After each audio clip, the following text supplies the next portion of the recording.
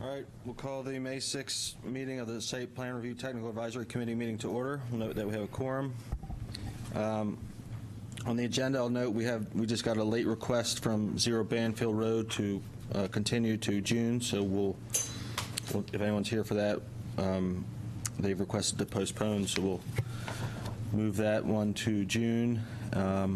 First item of business is approval of the March 4th minutes. Any comments, changes, or motion to accept? To approve. Second. All in favor?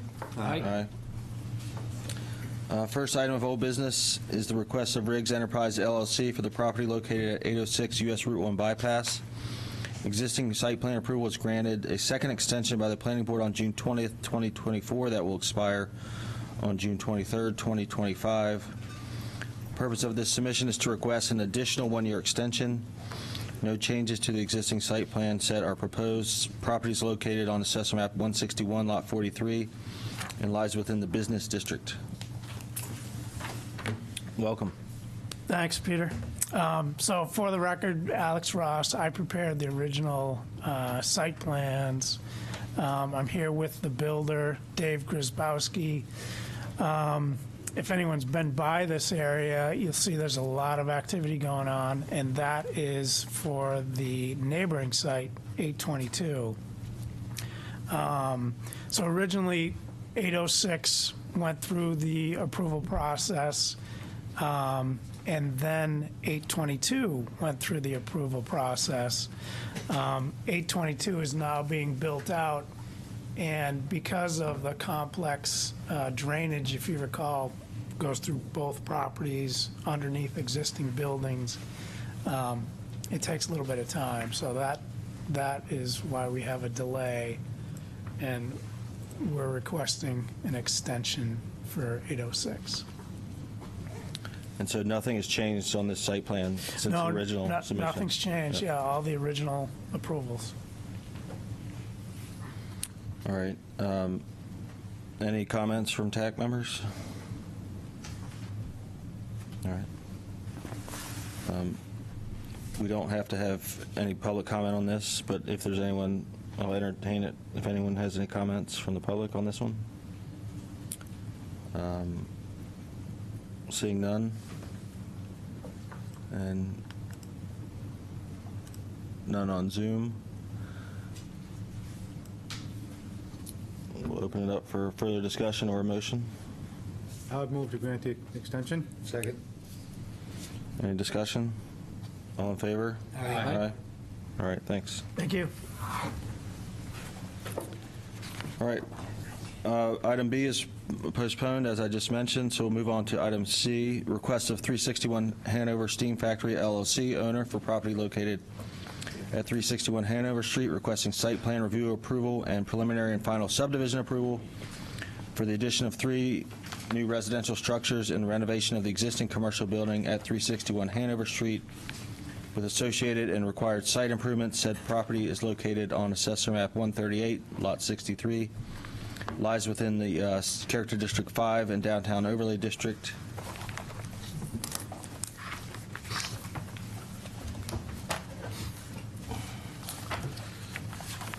Ready to go? Ready to go. Thank you, Mr. Chairman. Members of the Technical Advisory Committee, John Chagnon from Haley Ward here. To my left is Terrence Parker of Terra Firma Landscape Architects. To my right, Steve Wilson and Shane Forsley from Hampshire Development Corp. And we were here 2 months ago for a meeting. There were some comments generated, and we resubmitted April 23rd or so, new updated drawings, and then we received some comments from the committee members on Monday, so I'll just go through those comments. If it's appropriate, I handed out a packet to address those. The first was truck turning templates are tight. The template shows the truck going through the parking spaces on Hanover Street across from the entrance.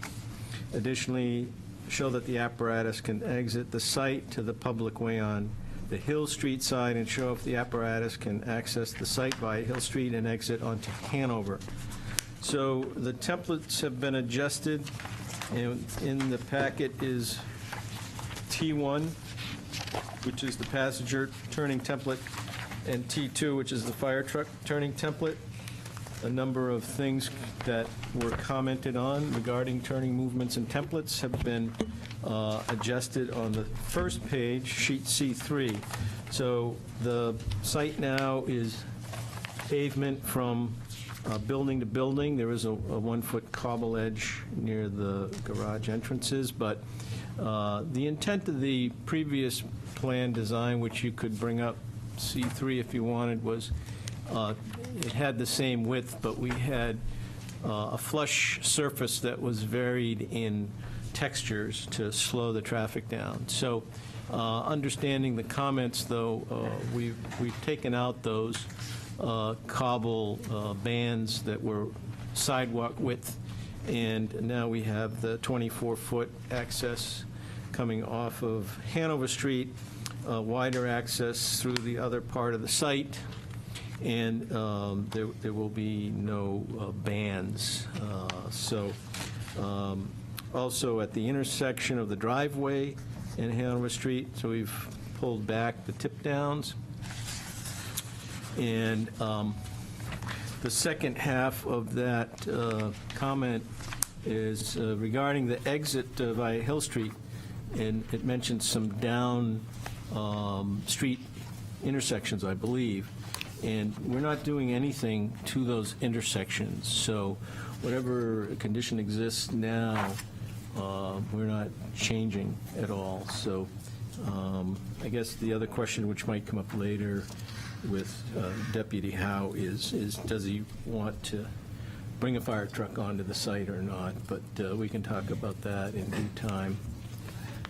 Just clarify that, because that was my comment. So the question on Hill Street was, can we get through? Yes. If that's going to be our way through, Yes. we need to make sure that we can get through. And that proper easements are in place. Right now, there's a bollard there that I don't think we could get through. I was just there last Friday, and again, took a walk by there again today. Yep. And so the comment wasn't asking about other intersections. Okay. It was, if we can't get all the way through the site, Yeah. then we need a turnaround, and there's no room there for a turnaround, because we're not backing our truck up, Right. to those 90-degree turns. Yep. So that was that part of the comment, and then I understood that the sidewalks were flush before, so that didn't really affect the comment at all. Yeah. Making them not a different color doesn't really matter to me. But it still looks like we're hitting that building. Then inches of the building on our turn in. And Is that the building or is that the sidewalk? right here's a building. On T2, yeah, that's the other one. Oh, on this side, yeah. On this side, as we turn off, What is we're that? coming very close to the corner of the building on that Yep. next turn. Yeah. It's very tight. Way too tight. Yeah. You throw a little bit of snow or anything in there, and not everybody Yep. can make a perfect turn with a large truck every time. Yep. Yeah, we do have some conflicting things going on here relative to the requirements under the zoning ordinance that have to do These are with... fire code requirements, so they really have nothing to do with the zoning ordinance, but Yep. Is there any over-engineering in these templates at all, or is this right down to the? Yeah, I'm not going to speak to that. I don't know if Dirk is, there was supposed to be, our traffic engineer was supposed to be here on Zoom. Nobody's waiting. Can I ask a question of the chief? How much Yep. more room do you need Jeffrey there? Turk. Jeffrey Turk. He's here, okay. yeah, I mean, it's hard to say. We need a couple feet on either side.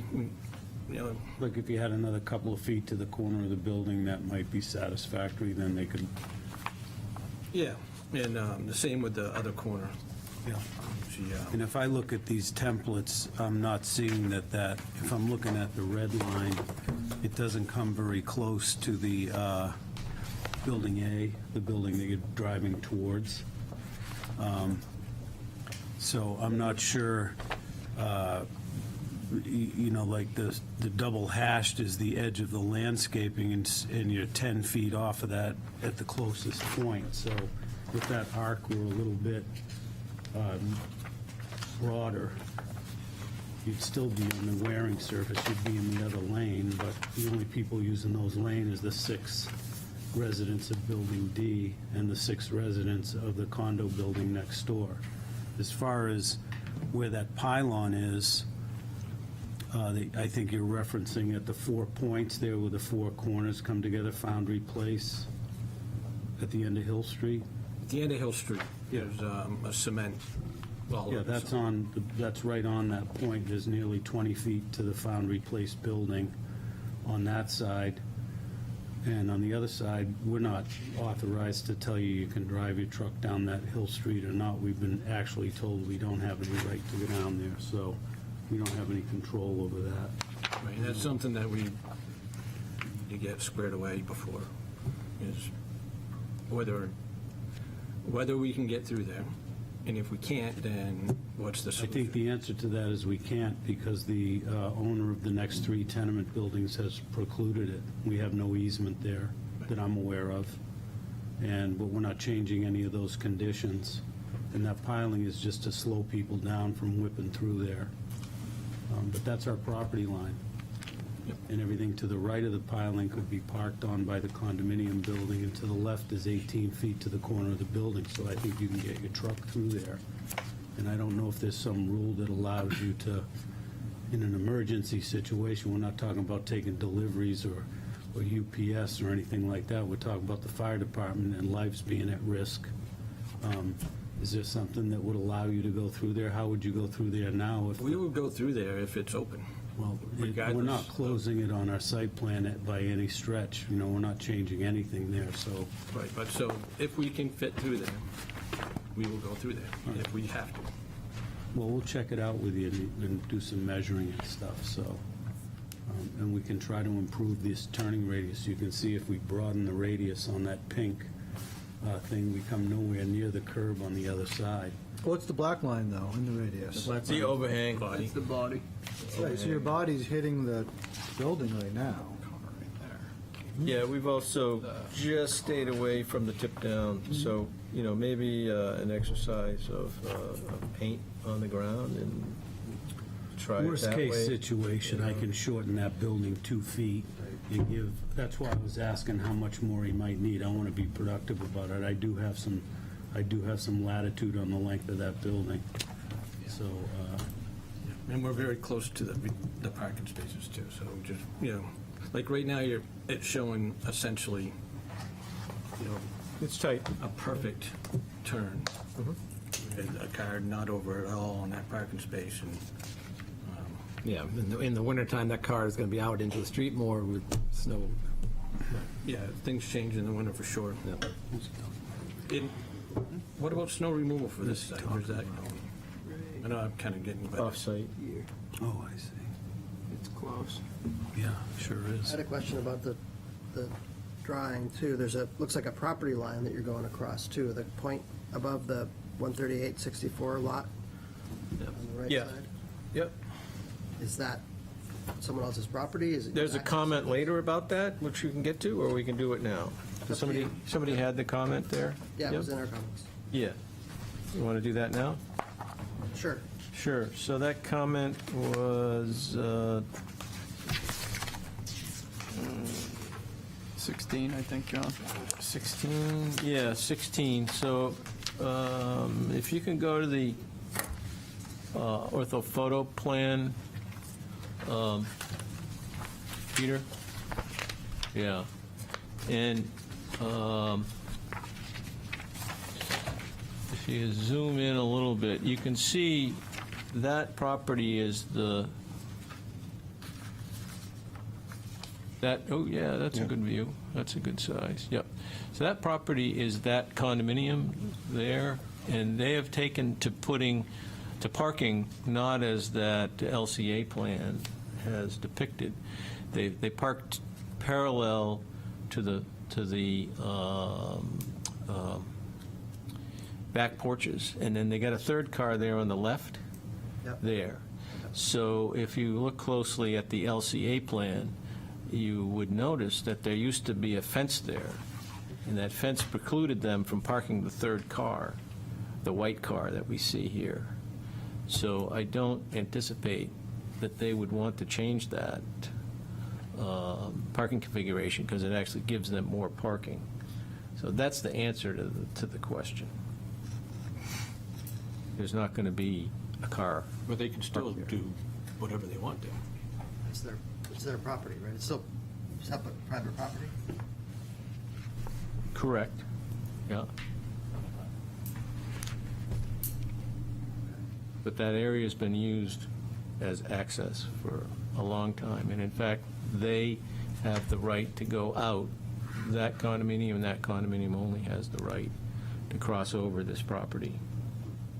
So they have a vested interest in not making it difficult for themselves to pass through. How do they, you mean the cars in the back can go straight through this property? Yes, yeah, so I think they, yeah, and they can still do that. We've accommodated that for them. The condo plan that's referred to shows an easement to the left of where that white car is. It's parking spaces. It was negotiated that that easement could be relocated as long as they still had the right to pass through. And so we've accommodated that. Whether this is relevant, I guess it's relevant because it's on subject, but there's, between that property, the 4 points that you see where the piling is, and the Foundry Place building, there was a sidewalk placed there. Maybe it's 5 feet wide. Obviously, we're going to take a closer look at it, but the previous owner to the property had actually been required by the city to block off to put a fence in on that same property line there, and they did. And then there was complaining because, for whatever reason, and then they asked him to take the fence down. So, and we, of course, didn't find any evidence that we had the right to use Hill Street, for anything, even to guarantee that you'd be able to go through there. But that Hill Street is split in half by the property line between Foundry and the 3 tenement buildings, not the condo building, but the next 3. So that right away, I don't know what the status of that is with the city right now, but I guess you don't have permission to get behind the condo building because they don't have permission to use Hill Street. So the whole dispensation of Hill Street is not easy to define, but taking my neighbor's word for it and not finding any evidence to the contrary, we don't have the right to guarantee that you can get down Hill Street. That being said, if I'm looking at this template and you took a little, you turned 5 degrees to the left, like you can't go straight through there, but maybe the template allows for us to push, once again, the release point, the second one closer to the sidewalk, or maybe the end of the sidewalk is tipped down. I know you can drive over a little bit of an impediment like a sidewalk, but So if you could go back to sheet C3, Peter, and I think what you're talking about now is that if you, so you zoom in on that right-hand side there, you see that there's a crosshatch there, which is a 20-foot wide, nope, not that hatch, that one. That's a 20-foot wide right of passage. And what happened was the Foundry Place plan development allowed them to put a sidewalk into that area. So the truck turning, the fire turning template is hindered by the fact that we could skirt that property line, but as we come around, we run into that sidewalk. And that sidewalk was approved with that plan development, and it kind of created that impediment now to being able to hug the property line there and not go over because you run into the sidewalk. I mean, you don't recall that there was any discussion about that when they permitted Foundry Place, do you?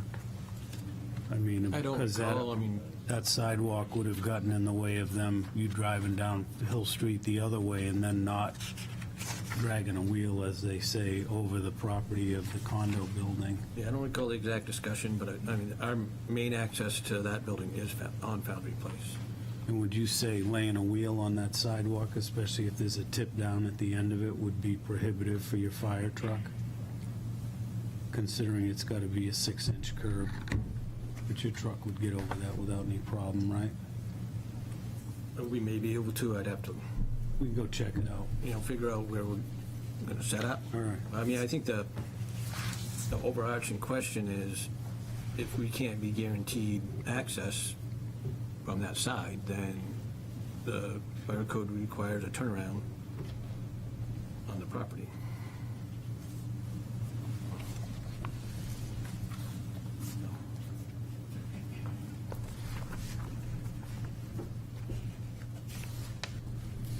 And I don't know how you would accomplish that.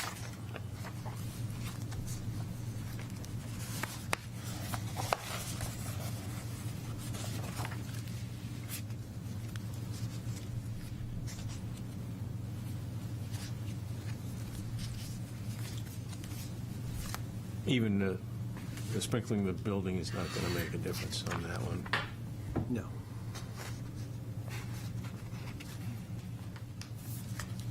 You say easements are out of the question, Steve? Is that what you said? There's any access easements are out of the question in order to guarantee? Yeah, I mean, the guy who owns, or the people who own the company, whatever, who owns Hill Street has actually filed a lawsuit to preclude us from going down Hill Street, I believe. I didn't, and also claiming that they have a right to drive through our property, which there's no evidence of that, but it's sort of a strong-arm tactic, and I doubt if he's going to cooperate with us. But, that knife cuts two ways, so I'm not inclined to give him any access to our property either, so I don't know how you'd fight a fire in his tenement buildings and get your truck out of there, but we'll try to figure something out. The rules are the rules, right? So we can probably, not going to end the hearing there, we'll go on to the other things, right? And we'll see what we can do. Yep. The next comment is it appears that the balconies on B1 and B2 may be an issue, and that was an astute, yes, so we've eliminated those. Those will be coming out. Whereas the sprinkler service, the building D, so we added on the utility plan, the sprinkler service to building D. It's labeled FS to the left of the water service. Please provide a green building statement. The green building statement was submitted in the first round, and it's attached here. Same with the site plan checklist. Please provide width of the proposed access easement. So there's an easement plan in the set, if you want to go to that, Peter. It's page down a couple, yeah. Right here. So that provides access for the Lot 1 and also the condominium that has that deeded right. So it's a variable width. I don't know who made the comment, but certainly as the plans go forward, those easements would be fully dimensioned. But it doesn't make sense till we have a set site layout to dimension that fully. Does that answer the question, or is there something else that's... So the hatched area is your property, though? What's that? The hatched area is all your property, it's just where the utility's going to go, utility easement? So there's two easements shown. The blue is the access easement, and the hatch is a utility easement. The utility easement serves Lot 1. Yep. Okay. Yep. Because Lot 1's boundary is just south of the arrow. It cuts across. Yep. Does that answer a question there, hopefully? vehicular access cannot be over a city sidewalk, so we revised templates to show that. Fire truck turning template does not work, so it's really tight, so we talked about that already. Parking calculations must show the required number of spaces. And we did provide calculations on sheet C3 on the left side. And it shows the proposed use and with the required number of parking spaces, and then the parking spaces provided, and it also includes the subdivided lot. Is that clear? I don't know if you want to pull up C3, Peter, and I can answer a question about that.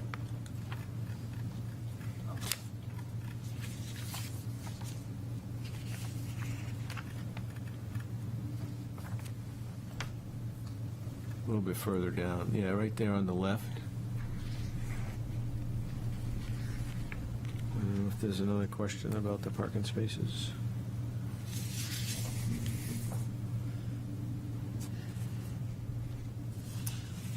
Please relocate the proposed transformer onto private property. So the transformer location was determined in consultation with Eversource, and it's an improvement to the existing circuit infrastructure.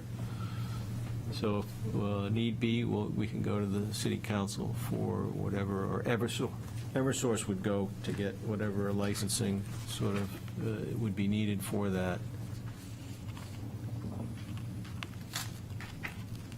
Please show the utility and access easement references on the plans.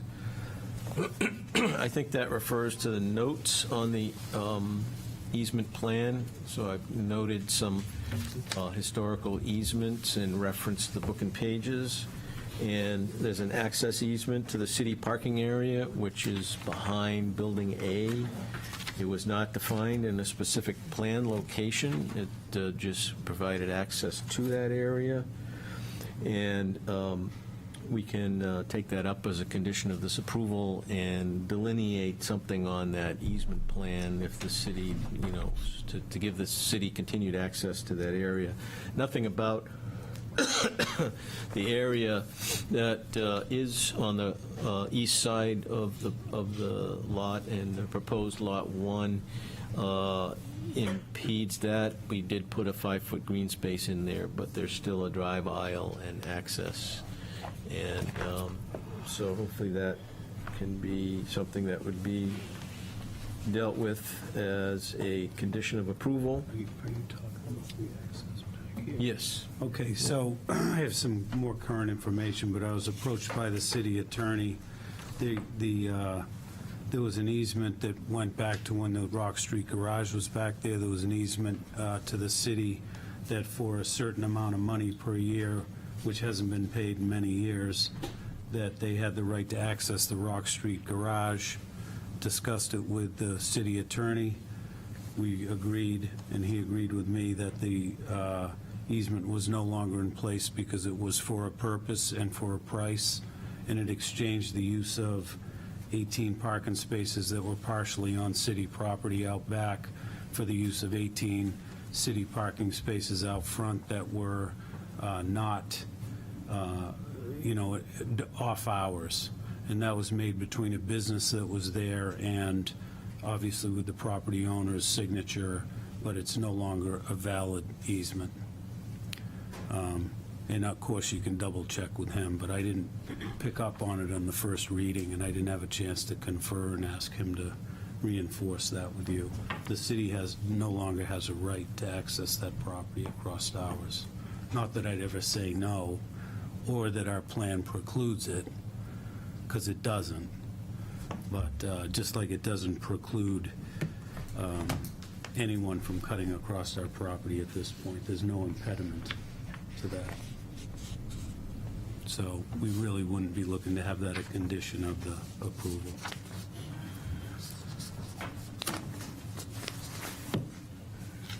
Carry on. Next one is turning template internal to site, shows the entire width of the street is required for turning, impeding traffic traveling in opposite direction as well as traveling over the tip-down ramps. proximity of buildings to driveway and sidewalks significantly limits sight lines at corners. So we've updated the turning templates. The proposed plan had flush curbs and tactile surface changes intended to slow traffic, but we've changed that to pavement from building to building. And it's not a travel through, it's a local urban driveway. So I think people will be able to maneuver around and amongst each other on the plan in the layout. Next comment on utility plan sheet C4, buildings B2 and C. Show drainage connection to each other, but does not include an outlet. And on that sheet C4, there is note 12. It details the intent. And that note states that the roof leaders for buildings B, C, and D will connect to the drain lines. So we would understand that's important, but we would ask that that be a part of the building permit step where we will show all the roof connections, primarily to allow for the final designs to take place and the locations be determined through the building final design process. Change fire service label to FS to denote the proposed fire service to Heineman Building. That the plan has been revised. Driveway entrance should be 24 feet wide, exclusive of sidewalks. The plan shows that now. We've pulled back the tip downs. Easement plan, LCA number 16, I think we talked about that already.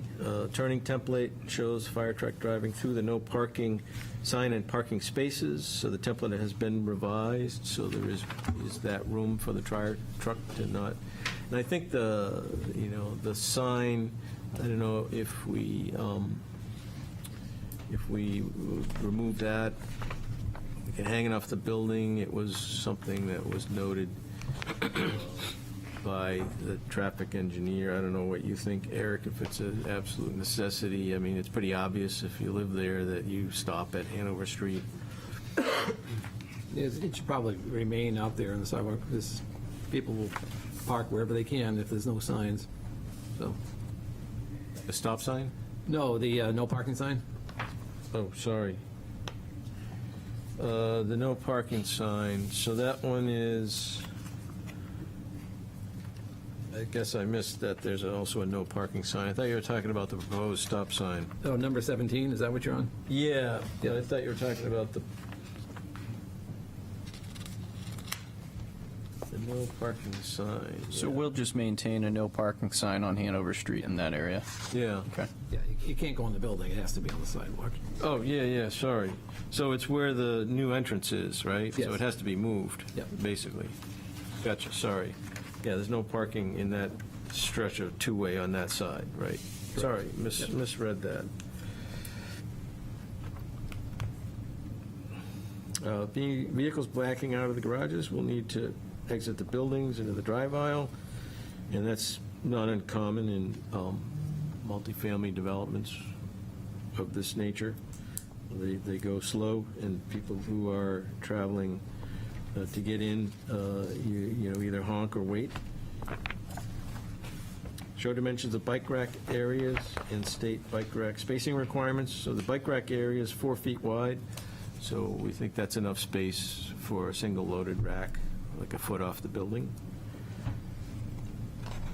Need to show right turn out of the driveway, so the last sheet in the set shows a right turn out, and not unlike in a lot of driveways, it does cross the yellow line, but you'll just wait till there's no traffic coming.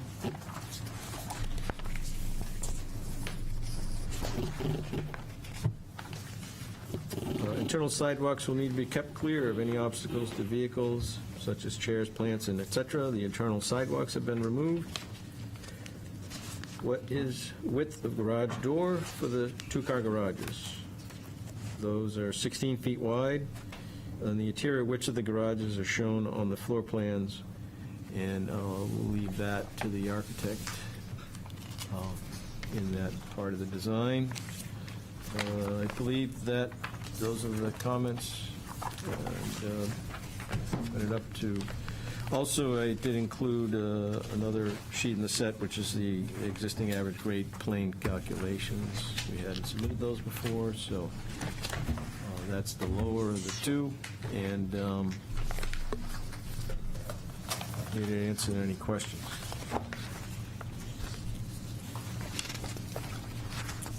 All right, thanks. Open up for further questions from TAC members.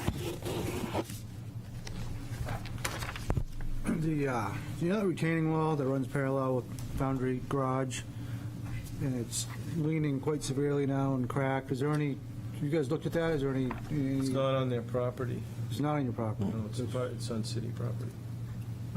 Interesting. All right, well, But thanks for letting everybody. yeah, we'll table that. Okay.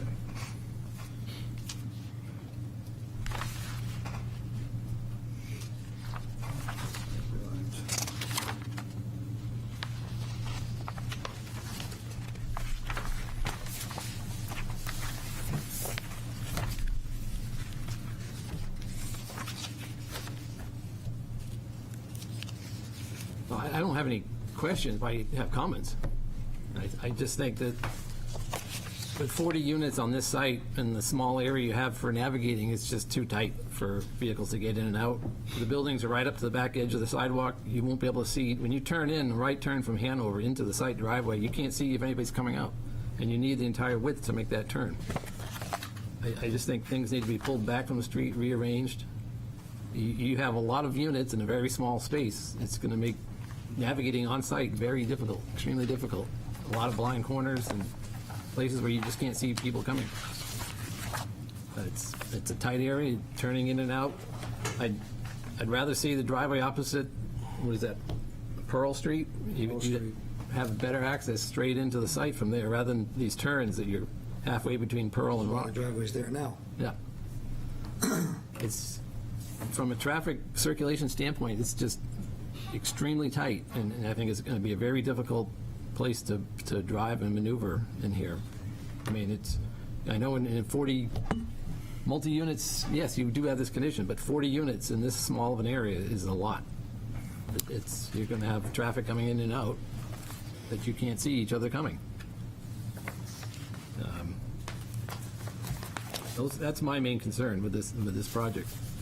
I mean, the overall traffic increases in the neighborhood is fairly minor, but on this site itself, that's a lot of traffic to be maneuvering when you need the whole width of these areas to maneuver.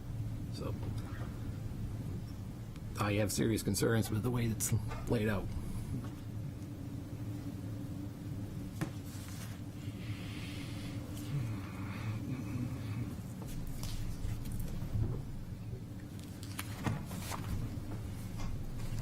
And I'm going to jump back to this retaining wall just while you're pondering that. But so you've got a proposed building expansion, right, off the other one. That's going towards the retaining wall. So you have to dig down for foundation. You're going to have machinery, bulldozers or backhoes all the way around that perimeter, putting a substantial amount of pressure on that wall. It's already leaning. So even though maybe it's the cities, it would seem like there would need to be some consideration. And plus, the proposed building is, from what I can see, unless I'm reading it wrong, is going right up to the lot line. So you need to be able to get around the back of that for construction, repair, maintenance, the whole process, right? You'd be on city property to do that then, get a license or an encumbrance permit, no problem. But there's going to be a lot of pressure against that wall that's already leaning. So I would just ask that there would be some consideration into that, whether it's the joint effort or whether or not, because you want to get that building installed, that some care is taken for that wall. So we can't come here and say that we have any arrangement for that. So our plan does show a 4-foot excavation about 20 feet from an 8-foot retaining wall. So I'm just going to say this, I wouldn't be concerned about the actual footings or foundation exerting lateral pressure at that sort of an angle, it'd be like a 22.5-degree angle. If it was 60 degrees, you might consider it. But our intention is to go to the city council and ask for permission to maintain that inaccessible piece of property, which is that, Between the wall and the new building, correct. expansion. And in exchange for that, we would take some responsibility for that wall and for that whole piece. Yeah. Not to build a building on, but just for the aesthetic, positive aesthetics on that area. Also, this 5 or 6 foot area down the side of the building, then there's a shorter wall that's also got, it's just urban,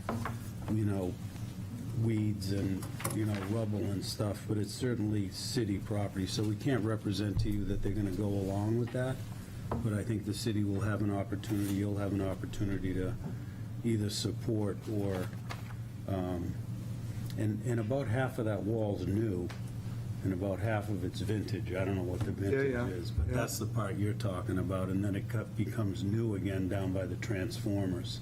Yeah. So, yeah, I would definitely want to see some Yeah. structural engineering on that before I sign off. I think that's, Sure, I know you can get a it. good idea, yeah. Yeah, it's not going down 8 feet. It's What's at that? grade. The first floor is at grade, it's not going down 8 feet, just so you know. You'll be going on 4 feet to At the frost. very least, we could survey it, have an engineer look at it, make sure that we haven't made it worse, Right, sure. and get back and reassure you. But I think if Okay. the city goes along with a maintenance agreement or something like that, that would become a Okay. good point. Sure. Sounds good, thank you.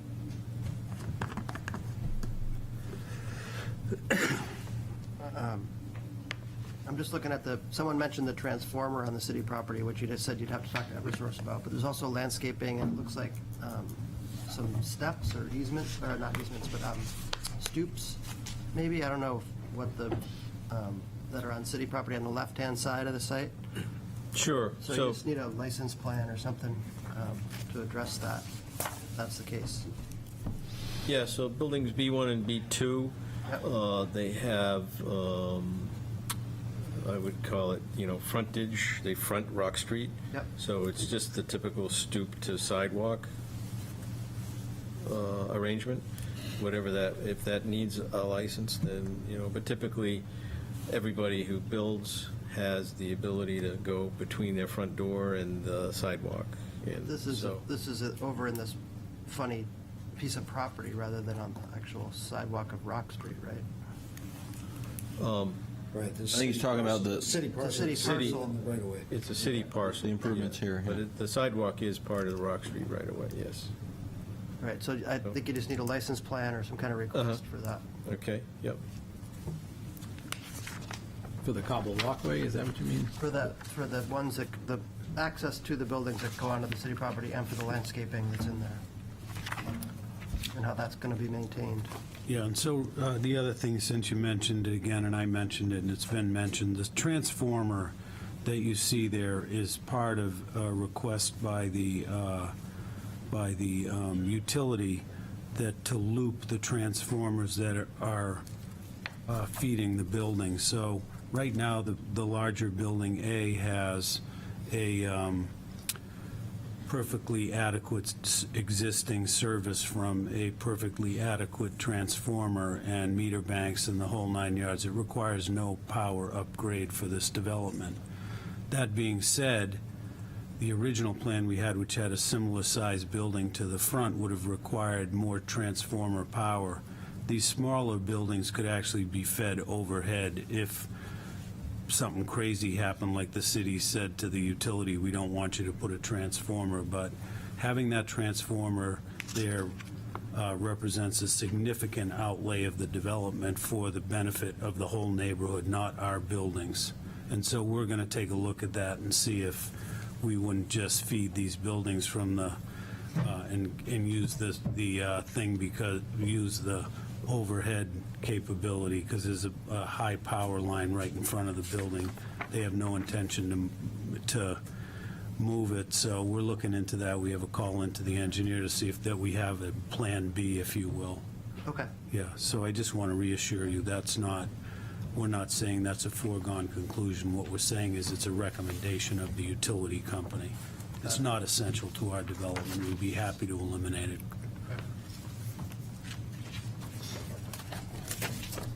Did you notice the relocation of the water meter repeater, Dave?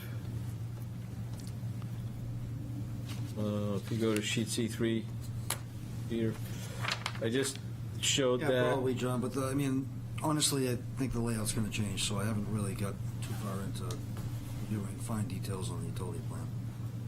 Okay. And I kind of support Pat and Eric saying that, you know, the driveway probably shouldn't be where it is.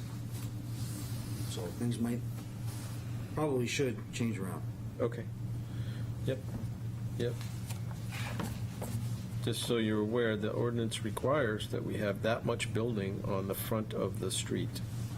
So, But not necessarily in that configuration. not necessarily in that configuration. I just don't, I want to set the expectations, because they've been trying to work with the neighborhood to make the buildings, more like a bunch of smaller buildings that are more appropriate than one big And I one. understand that. Okay. And generally agree with that philosophy. But Yep. So building Building C is in the wrong spot. C and D are 5 feet off of the property line, which is the maximum allowed in the zone. Yeah. Building B2, which is the corner building, could be back as far as 5 more feet.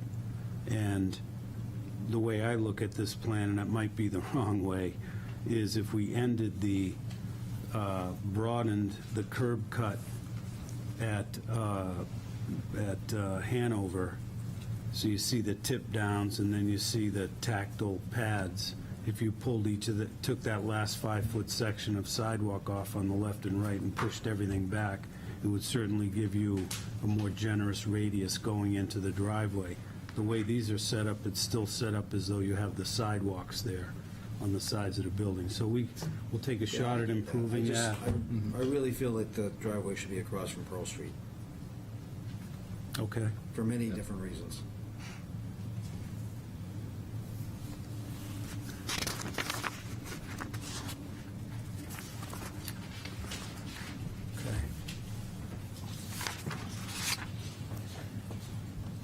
One of the issues when you have like building B2 right up the edge back of the sidewalk is you can't see a pedestrian walking, across the driveway as the vehicle pulls Yeah, out. I understand. So It's a that blind spot. building, it definitely does. I understand. Yeah.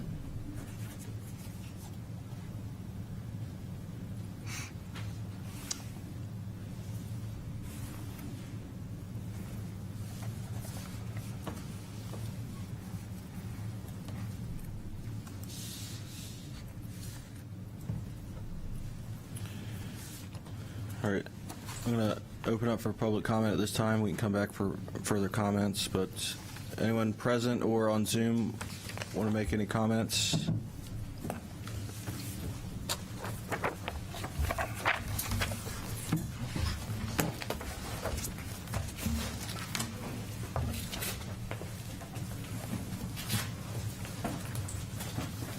Anyone here?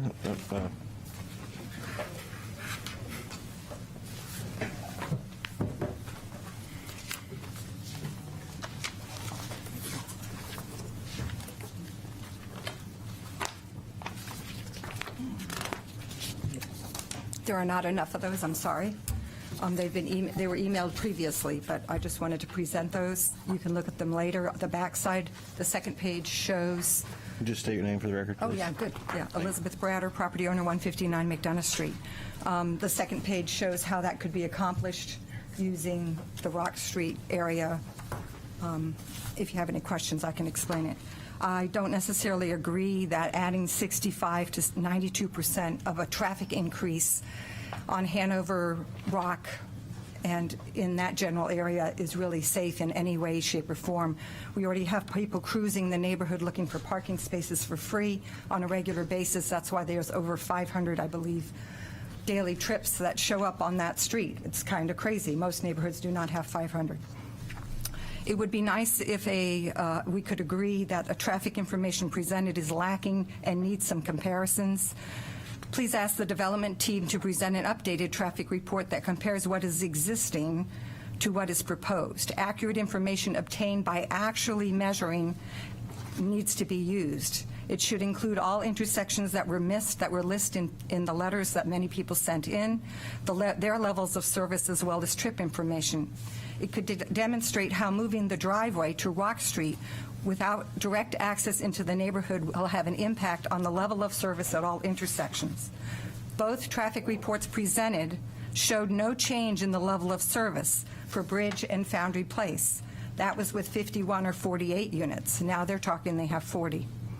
A fire truck or residential vehicle turning template could be provided for the resident proposed Rock Street driveway versus the extremely tight blind Hanover Street driveway.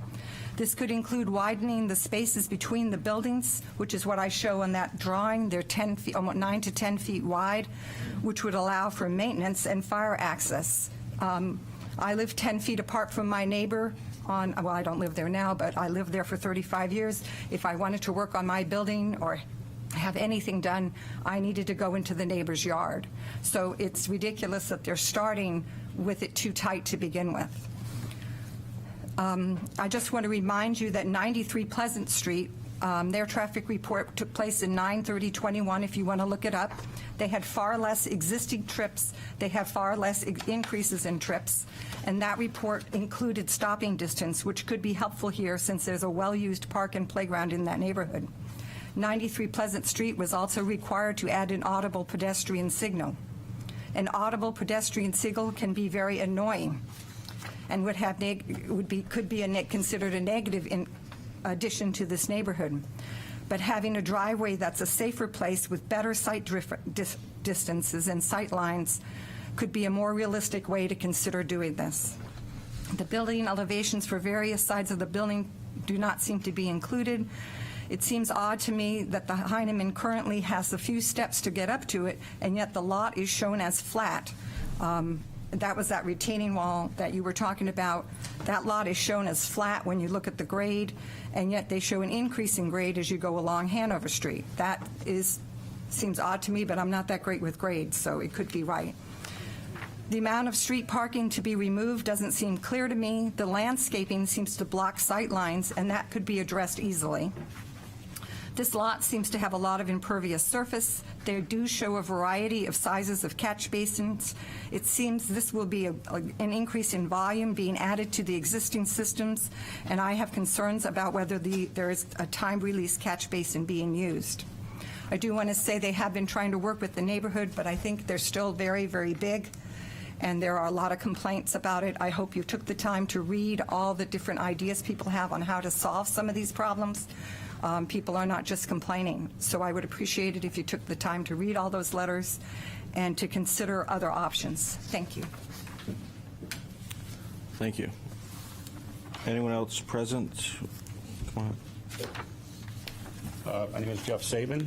I represent the Hill Hanover Group. I'm one of the principals of Hill Hanover and have been involved with the property since 2009.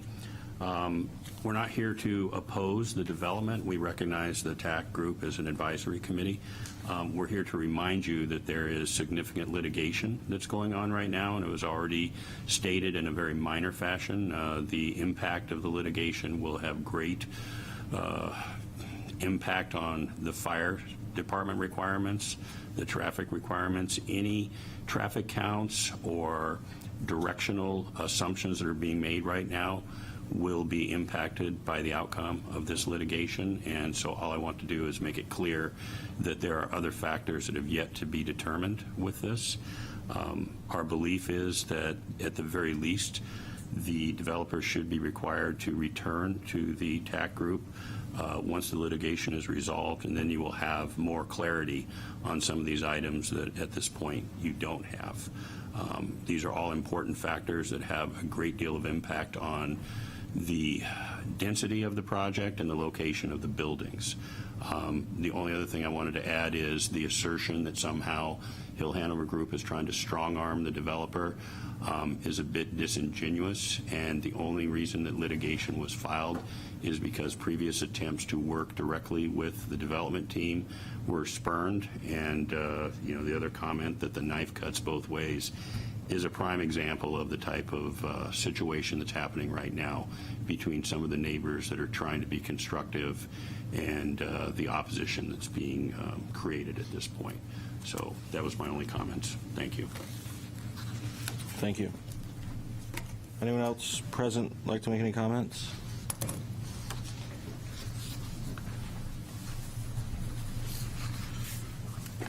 Hi, good evening or afternoon. Robin Husledge, 27 Rock Street. I'm here today to request that the Technical Advisory Committee, you guys, request a new and accurate traffic study for the proposed entrance of this new development on Hanover Street due to the large amount of inaccuracies, such as my street, they have down, Rock Street, they have down as being 28 feet wide. It is 17 feet and 7 inches. And you throw snow in there, and it's barely passable to get a car past another car. And we have one side is parking. And there's also lots of omissions about the traffic, like at the corner of Perkins. Cars just whip around there. There's a car right there with a driveway, and when they try to back out of their driveway on Perkins, and then we have people going up and down Rock Street down to get those 11 free parking spots at the end, and then they're turning around down there, and then they're shooting back up here. If you put that new entrance where they have it there, Rock Street, Hanover, and Perkins feeding into that is just, I sent a graphic on there so you could see all of these different things converging there. Robin, Perkins? You mean Pearl Perkins. or Parker? Parker. No, Perkins Parker or Pearl? feeds. Do I have the wrong street name? Yes. Yes. Pearl or Parker? You're talking about Pearl, right? No, I'm talking, so right there on the left side, Buck Street, where the parking lot exits. and then to the left, what's the first street? Sudbury? Sudbury, sorry, Sudbury Street. I always get that wrong. So Sudbury Street. So yes, when Sudbury comes in there. So I'm also here to request that the entrance not be located on Hanover Street at all. And I sent a graphic of some ideas that neighbors came up with, which is to have the entrance come from Rock Street into the development, and then there's currently a gate where you see that crosswalk near Sudbury Street there, but it's at the end of Rock Street, is to move the gate from the Rotary on Foundry Place up to Sudbury Street, and then have the traffic come along Foundry Place, around the Rotary, and then come down Rock Street and then feed into the development that way. That keeps all of the traffic on Foundry Place, which is a much more commercial-sized street. And it also, when they have all the visitors that will come, it's the first stop. They can just park right at the parking garage, as opposed to feeding into our neighborhood where parking is already really, really tight. So that is a suggestion worth considering.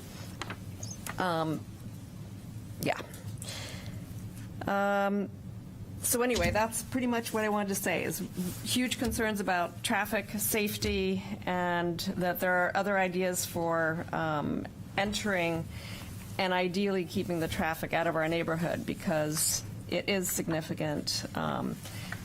And part of that, what you're not seeing in the traffic study, is that it's incomplete, it's inaccurate, and so a new one needs to be done. Thank you. Thank you. Anyone else present? Anyone on Zoom like to make any comment? Raise your hand. Go ahead, Mark.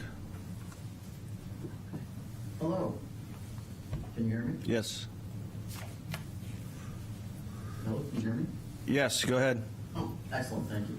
Mark DiLorenzo, 349 Hanover Street. I'm the director of Others. Well, the one concern I have is I don't see anything in the traffic study that's done in regards to Hill Street and how 72 vehicles from the 72 spaces could, unless the developers propose a way to prevent it, make use of the egress ingress on that side. This is a direct path that goes from Hanover, curves, goes straight, turns to the right, and then has hypothetically an exit onto Hill Street. Now, we know that cars are going to take that path. They've been following that route for the last 25, 30 years or more. How is that going to be taken into effect?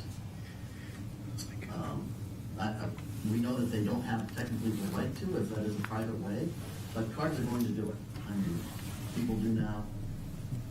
That's 72 additional vehicles that will be potentially using Hill Street as the shortest route to the I-95 corridor and to downtown versus coming down Hanover Street. So it's something that needs to be considered.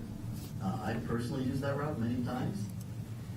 The other question is, do the traffic studies of cars coming down Hanover Street take into effect the 18 additional vehicles of the 4 buildings to the right?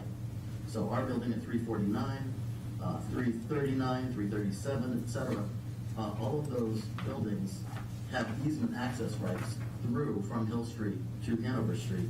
That's 18 additional cars that need to be taken into effect coming onto Hanover Street from the property. So I totally support the comments made previously that these traffic studies need to be reconsidered and they need to be fully accurate. The other question I have that I'd like the committee to ask is, how is snow removal going to be handled? Where is that snow going to be put? In the past, it was always put in corners of the lot, but that lot no longer exists. All of this area has to be plowed, and the snow has to go somewhere. Where is it going to go? Lastly, I would also, like Mr. Saban did, I would remind the Technical Advisory Committee that this is under a lawsuit that is going to have a huge impact, potentially, to the locations of the buildings. I would say it's premature to allow anything to proceed while this is hanging over it. I would suggest that it be postponed indefinitely until that is resolved. One of the things under discussion is that there's a 14-foot common right-of-way that currently Building D is built on top of, which is not technically legally allowed. So that needs to be considered. Thank you very much. Thank you. Anyone else on Zoom like to make a comment? Raise your hand.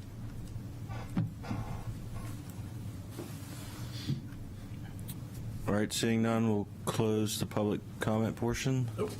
Oh. Well, you can come back up.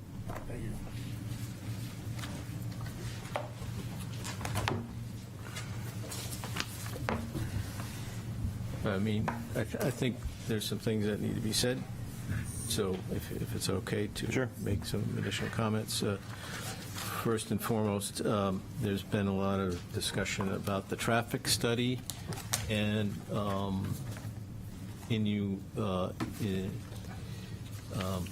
insinuations about the traffic study not being accurate.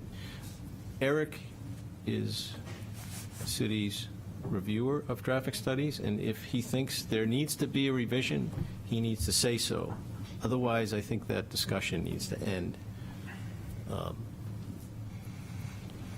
To address the comment by Mr. DiLorenzo that he just made about the easement, it's a fact that that easement that he has can be relocated by the developer of this lot, which we are accommodating.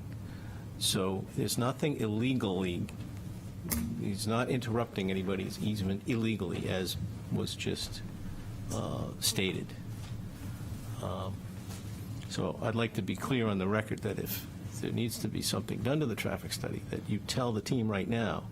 Otherwise, this issue keeps coming up, and it's not appropriate for people to say that the study prepared by a professional is not accurate in their opinion, because they do not have the authority to make that opinion. Go ahead, I'm sorry, Eric. Yeah, is Jeffrey Dirk still available? Yes. Do you want him to present any findings from the study? I mean, I don't have any issues with it, but it may be helpful to have him explain how the study was done and what it includes, and he could address some of these comments. He can talk if he wants. He's been made aware of all the comments. And, he's looked at the study in relation to those comments and said that there's nothing that he believes he needs to change. Yeah, and I concur. The study has been done thoroughly, professionally.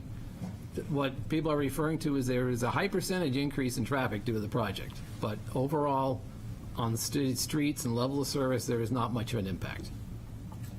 And the narrowness of a street makes it difficult to maneuver, but it is not a capacity-constrained area, and this project will not result in any more capacity constraints. It's a tough area to navigate, and will continue to be so. There'll be more traffic, but it's not going to result in traffic jams or unsafe situations. The traffic study was done correctly and thoroughly.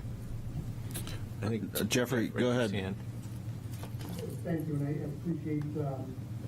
appreciate the comments that have been made, and I appreciate the comments from the neighbors. I think Eric put a fine point on it.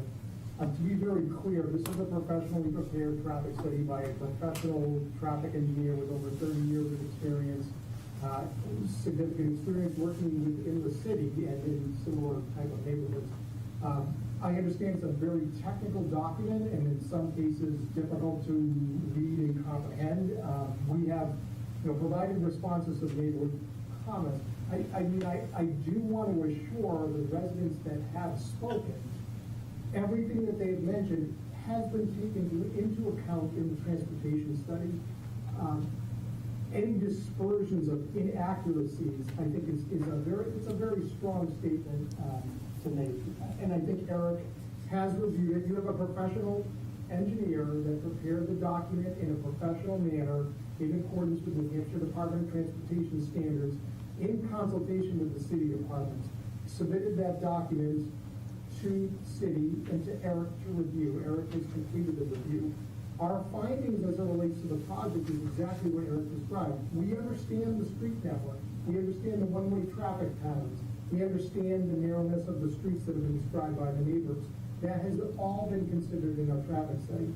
Eric is right that it's a residential neighborhood that has low volumes on the roadways. Therefore, looking at a percent increase in traffic is going to show that there's a large percent increase. But what we look at is how it affects delays, vehicle queuing, and safety on the roadway networks.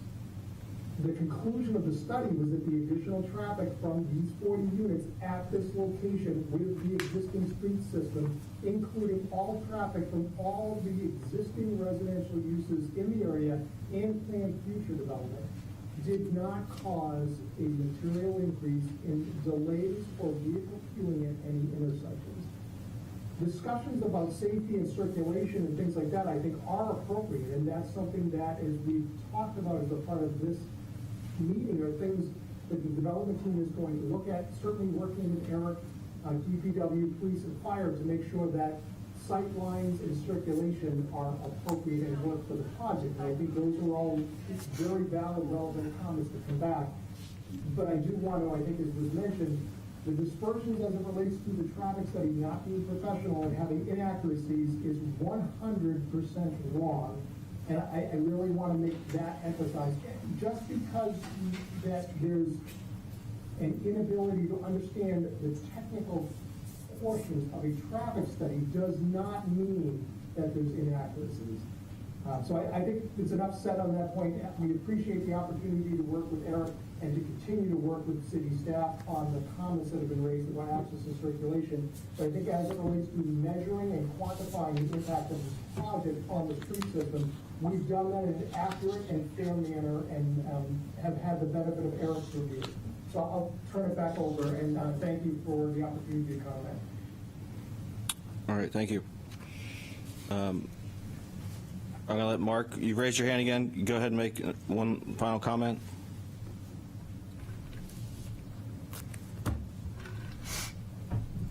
Yes, thank you. The developer's comment that I am incorrect is sadly incorrect. And their unwillingness to work with us and to guarantee us the easement access we have been promised is the reason we have a summons against them and are having to file this complaint. So we do have a common right-of-way, 14 feet to the left of the fence between our properties. We did negotiate that in return for easement access unimpeded, which they have not provided for the last 8 months. And so we're getting back our access and our common right-of-way. They haven't met their end of the agreement. We're going to take back what we've offered them. So he's wrong and not giving you correct information. But again, this will be decided by a court. And that's why we're premature to move forward with this project.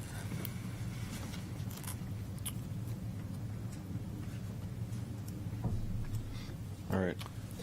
Could I just say a few words about this? I think, first of all, the lawyers will do their lawyering. There is currently, and I'm speaking as though I'm testifying, not just making up innuendos, et cetera, which I'm hearing a lot of. The easement, which was formerly 20 feet and 14 feet wide and occurred as Mr.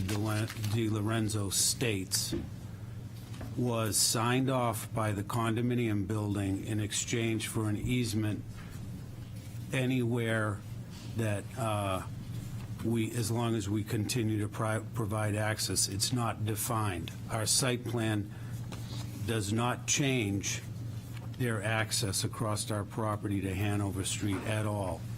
I think if there's any insecurities amongst the board, they should ask the city council to weigh in on it. He can read the two easements. He can see them. They're recorded at the Registry of Deeds. He also states that the three buildings to the right of him, which he's not associated with, have the right to go across our property.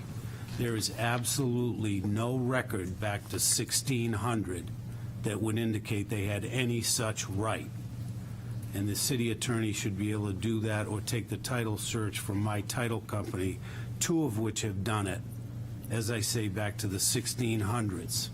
So he's wrong in saying that they have the right to go across it. Everybody has a right to file a lawsuit in this country, or they have up until recently, and for anything. And what he's claiming, not this condo building, is that that he has an eminent domain or that type of a claim. And even if he gets approval on it or he wins the suit, nothing what we're proposing would change anything as far as him going through there. When we earlier considered putting a curbing up on our site that would make a terminus of the end of Hill Street, as they did earlier with a fence there, I think that would be our right at this point. It would still allow the condo building to come and go, which they do have that right, but it would not affect their rights at all. The other buildings have no rights, and when I said a two-edged sword, what I meant was when you try to get a fire truck behind those three dilapidated tenement buildings with no sprinklers in them, then we, I guess, would have a right to say the fire truck can't come through our property, which seems absurd to me in a public safety situation. All of us should be willing to allow fire trucks, police vehicles, et cetera, to use our driveways, our parking lots, and any access that they need to save lives and property. So think of the logic of what we're talking about, and I implore you to ask the city attorney to look into this. Now, if they stop the project, then they'll be liable for the costs. And if the city co-toos to this claim or takes the side, then I guess that would shift that responsibility. So I want to say that on no uncertain terms, he's not telling the truth. End of discussion. And it can be proven by a quick title search. And a lot of the stuff we're hearing, as the traffic engineer said, is completely untrue. We have 80-something parking spaces there now, and up until I bought the property, COVID, a very active parking lot. And in fact, the neighbors are now struggling for places to park because they can't park in our parking lot. And I think that has a lot to do with the resistance to developing this site. Thirdly, the density and et cetera. We have a building next door on a quarter of an acre with 51 condos. We have these three tenement buildings that we're talking about. They get about 5,000 square feet or so, paraphrasing. Each of them has 4, 6, 8 units in it. I'm not sure how many, but the density is far higher. And the proximity of their porches and fronts of their buildings, as you see them built out on this plan, impedes their driveways visibility at every driveway, 1, 2, 3, 4, all the way down to Autumn Street, exactly, or worse actually, than our buildings are. With that in mind, we're sitting here listening to the legitimate concerns of public safety, traffic, et cetera, and we're going to keep working to make this a better project. And what I'm hearing today is may force this back to the original design, or I'm going to look at how we could realign Pearl Street with our driveway, which I'm listening. You know, I got experts here telling me it would be better, and we're trying to optimize this for everyone, including the neighbors. But the level of misinformation here has to be intellectually processed. What's being said makes no sense. The density, we have an acre of property, 40 units, less than a quarter of the adjacent building, on par with all of these tenement buildings. So that's what I wanted to say, because what I'm saying needs to be true to the best of my knowledge, and what I'm hearing is not. All right. Thank you. Thank you. Are there any other comments from TAC to the applicant, or any other questions from the applicant of TAC at this time? Will we be able to table till we can come back with? Sure, I think that's probably going to be just keep the tabling. motion. So Yep. that would be appropriate if you could Okay. keep the application going, I think. That's all right. Yeah, I think that's probably what's going to happen. Any other comments? Is there a motion? Do you want to close the public hearing first? Oh, yeah, we'll close the public comment portion and open it back up for a discussion or a motion from TAC. I'll make a motion to table this for a month, let them come back. Yeah, I We think raised the bulk of our legitimate concerns today, and I think, you know, as far as public safety goes, the tight maneuvering inside that space, and the interface with the different garages is, I think, is our friction on this. It's not the density necessarily, it's just the way that things are configured. I agree. I think we raised a number of concerns you guys can work on. I brought up the license issues. You guys brought up the tightness, and I agree with the tightness and the turning template and the crossing property lines, so I'll support that motion. Seconded. Is there a second? All right. Yeah. Any further discussion? All in favor to continue this for a month? Aye. Thank you Thanks. all very much. Thank you.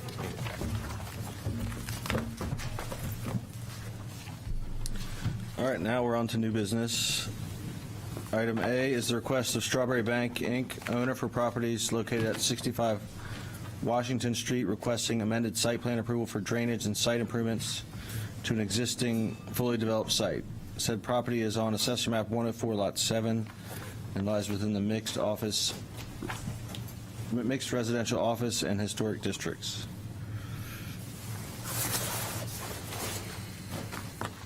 Thank you. I'm Alex Ross. I prepared the plans. I'm here with Rodney Rowland, Director of Environmental Sustainability. Probably a lot of board members recall that in the recent past, the visitor center, the skating area went through site review. And what we're looking at here is a very small area in between the skating area and Washington Road that we would like to do some minor drainage improvements. So that, I'm sorry, you guys. Hey, excuse me. John and Jeff, can you guys, sorry. Sorry. Hard to hear, sorry. Hard to hear. Thank you. So to continue, it involves some minor improvements there that include redoing the driveway off of Washington Street, which is kind of a low-lying area. And we have been having discussions with DPW. So what we want to do is kind of raise that area up, and it makes kind of like a little speed bump for the drainage. Then also, if you go to the site plan, Peter, You can see on this plan, we've added 2 rain gardens, some areas of swales, a vegetative swale, and 2 cobblestone swales, and just the overall drainage improvement. So that includes some new small catch basins, the rain gardens, which will filter out the drainage, and then there's collection at the bottom of those. And then ultimately, all of this drainage goes into that large city 30-inch diameter line. So pretty simple project. We did see the city's notes and comments, and I think those are all acceptable. Originally, I showed that driveway as a brick, which is what the sidewalk is, and that was my error. I know, I think Dave originally wanted that paved, so that's fine. There were some other comments about FEMA. We do know we're in a flood zone, but we're not really doing anything that requires any kind of FEMA regulations. And then also there's a comment about ADA, and we believe that all the slopes there shown will be ADA compliant. I know on my plan I showed a 3-foot wide kind of sidewalk continuation in that driveway. We can easily update that to 4 and make sure our slopes are ADA compliant. So that's about it. We'd be happy to answer any questions. Also, we did work with Brian Kuchar, and he had done a bunch of previous work out there. So we worked closely with him to develop the drainage solutions here. All right, thank you. Alex, any comments from TAC members? Yeah, I'm still not really clear on what the purpose of the rain gardens is. The one that's at the end of Newton Street, the city's 30-inch drain is going to be almost exposed, digging that so deep. So if you could just, I mean, I know you're trying to increase some slopes, get the water away from the buildings, Yeah. and then you're trying to do some infiltration. So I guess, Peter, if we could zoom in on that. You're going to dig down multiple feet because that material's clay, impenetrable as it is, right? And then the idea is to replace that clay with crushed stone. Well, in the rain garden areas, we will have that kind of sandwich of material of a typical rain garden. And you're aware that that pipe runs at pressure and that during storm events, connecting to that pipe might cause flooding backwards, right? And that there's going to be check valves? I Yes. think we've gone through all this, but it's been months and months and months, so I just, No, that's a good point. And, because of where we are, the flood zone, the elevations, in big events, there's really nothing you can do but wait. right, but it's one thing when it's your water that's flooding your property, it's another thing when there's water from other neighborhoods coming up through the drains and blowing out Yeah, sediment and everything else. Yeah, we have a check valve on there. In fact, I sent you the spec of the one we prefer. Okay.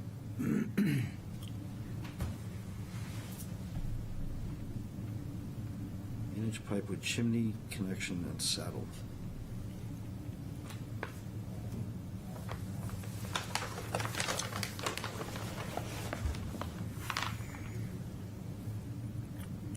Not sure that's going to work there, but necessarily, we can talk about that offline. So is there a detail for, so the rain garden is 12 inches deep, is that below elevation 6, or is that? Well, Oh, shh. so the Sheet is this? drainage plan. I guess it's the only sheet. Drawing 5 of 9. 5 of 9. Yeah, the existing grade of the contour running through there is 8, Yep. and we would have. You're gonna take 2 feet of clay out of there. Right. Another 2 feet of material beyond that. And then put Put in in the your- filter media for the rain Yep. garden. Yep. And So when it says rain garden number 2, 12 inches deep, what does that mean? Does that mean, is that your flood depth? CBC is at elevation 6.5, so the bottom of the pond is at elevation 5.5? Is that, did I say that right? Well, I can't quite tell what's going on. yeah, and I can get you a cross-section on that, and we can discuss that further. I'm not sure if we know the exact elevation of that 30-inch line at that location. I know it's very flat. Yeah, Out in the street, it's inverted as elevation 3, which means the top of the pipe with the thickness of the pipe is elevation 6. So you're basically going to have the top of our drain pipe exposed. well, we can adjust that. Which in itself is fine. I understand what you're trying to do. I'd rather you put a little bit of cover on it just so it's not exposed. Sure. But that drain pipe's gonna keep, even if you put in filter media and stone on both sides of that pipe, the pipe itself is gonna block the flow from getting from one side of the pond to the Yeah, other. no, I understand So, that. because it's gonna be all clay and pipe, so there's not gonna be a way for water to get from one side to another. So, you might need to just carefully detail that a little bit, which we can work together on. Yeah, we can look at that configuration. And again, right, the driveway has to stay asphalt, and we have to have at least 4 feet that's ADA accessible going across there. Sure. Because we've checked 3 times, and the drain manhole can't be moved. It can be tilted, it can be tipped, we can make things happen, but we can't move it. Right.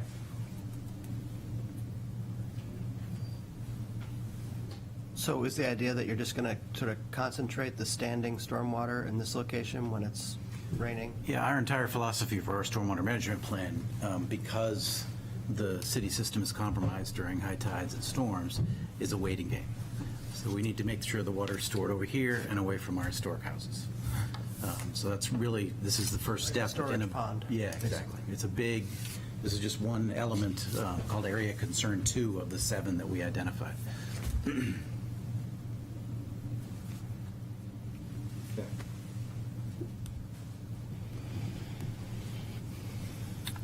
All right, any other comments? Anyone from the public like to comment on this application?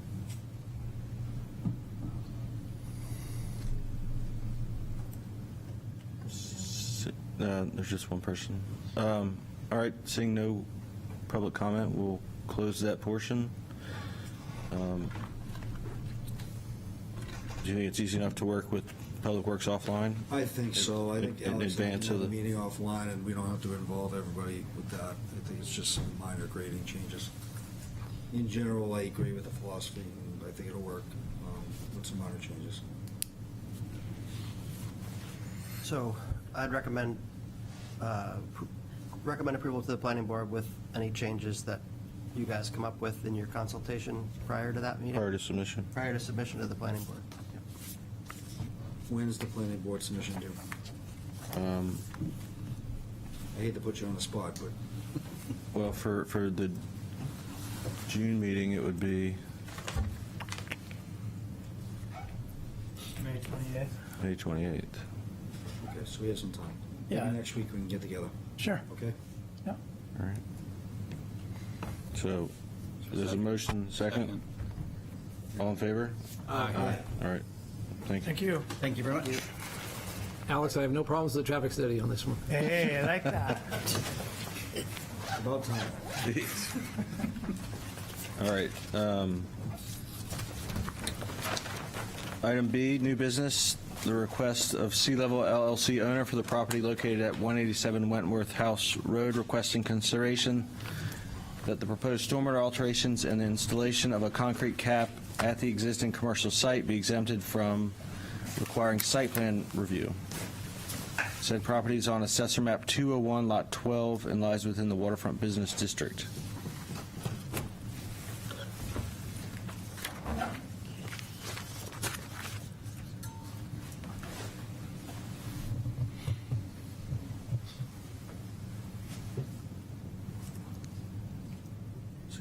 Welcome.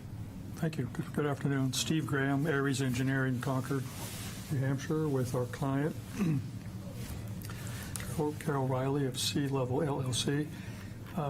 Kate, I see you've got the conditional use permit application up there, I see. And there's two letters.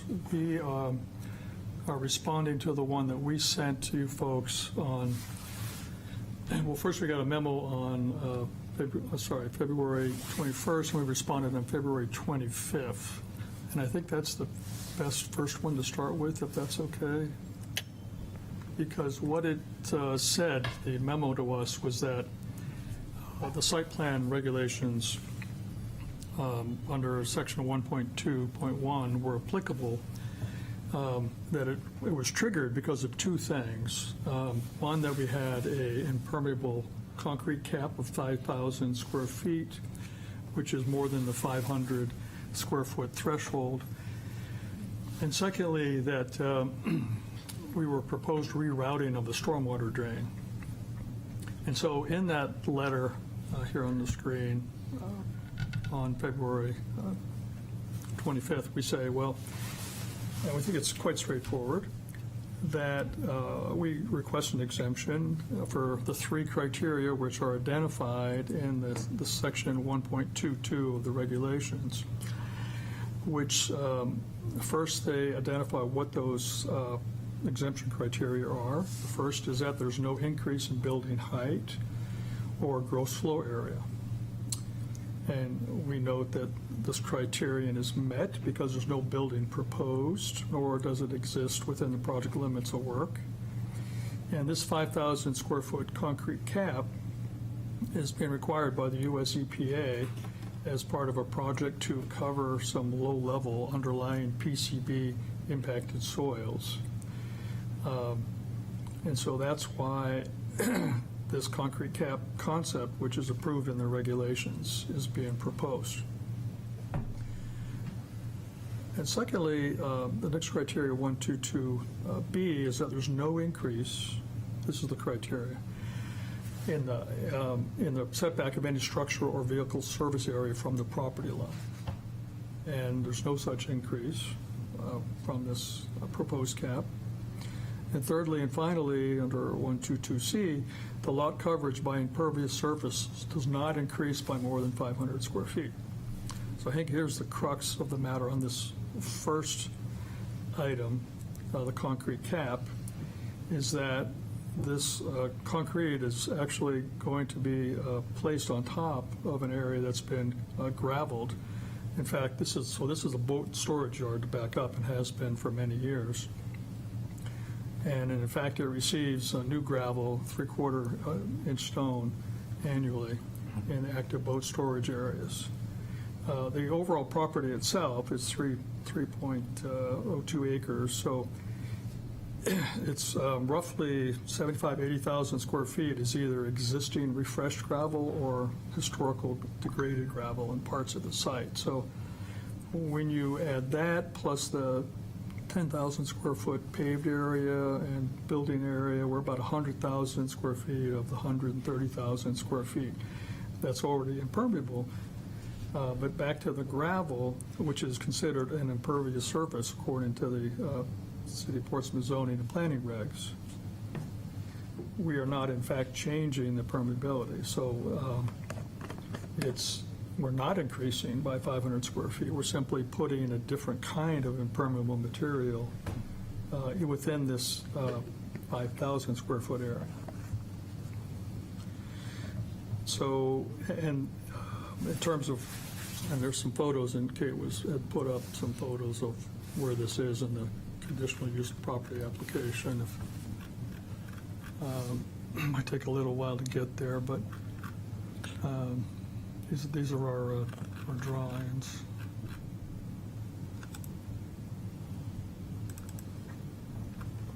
Yeah, so you can see where this 5,000 square foot cap, so it's 50 by 100 foot. And again, it's been gravel boat storage yard for many years.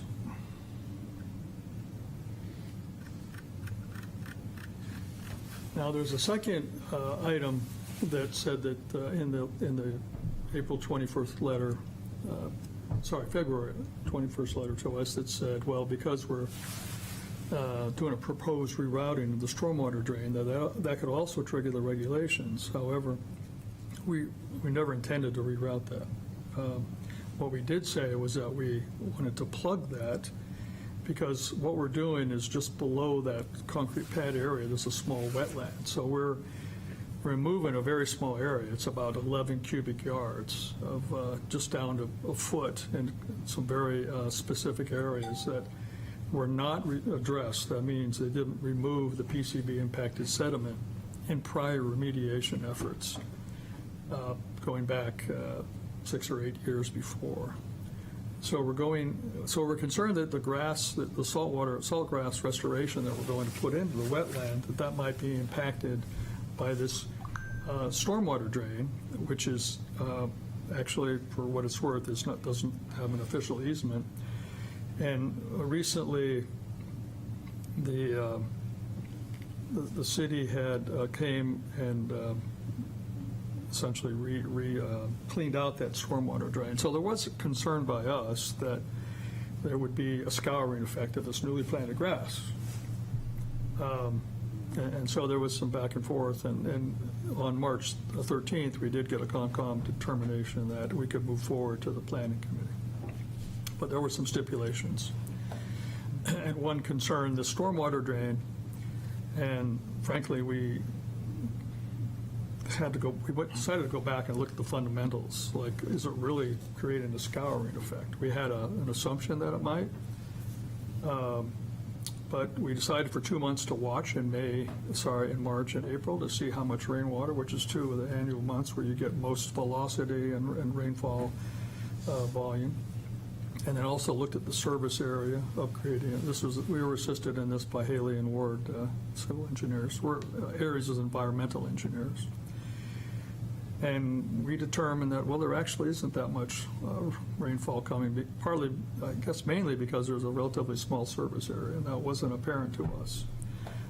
It's coming upgraded up on the road of Wentworth and the junction with the other main street. So, on April 10th, we sent a letter to the planning board and Concom saying we are no longer planning to plug this drain, and we had never planned, by the way, to reroute it because that would be extensive. And so therefore, coming back to this letter on, and this, thank you, this are the pictures here of, you can see historical, that's June 2022, and then we have pictures going back to 10 years before that. So you can see that picture, that one, this one and the one before, please, Kate. You can see like where the boat storage has been, so we're just putting again a 50 by 100 foot area. We're just capping. It's already gravel. We're just putting concrete cap on top. And so in our April 10th letter, we said we're not going to plug it.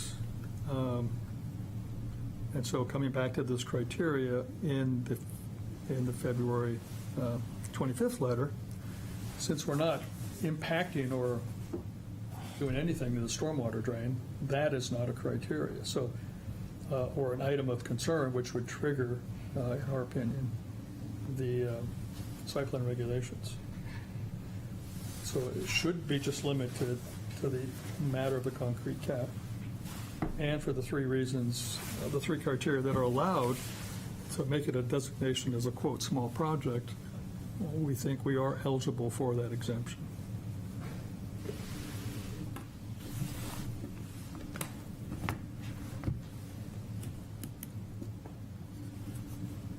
Is that the end of your presentation? Yes. So what about the riprap slope and the other work that looks like it's on the site plan? Glad to walk through it. So, Kate, if you wouldn't mind going up to that first drawing, just to give you a little more perspective. Sorry, it was just, you were there. Yeah. Yeah, here, this is, yeah. Okay, so we have proposed also in our April 10th letter to do some new revetment. So this is, to us, this is not relevant, certainly discuss it, to the matter of does the site plan regulations require or trigger a large project. But since it's here, we also attached in our April 10th letter, we said, you know what, we're going to do a bit different. First of all, we're not going to do, we had considered an underground stormwater retention system for this 5,000 square foot pad.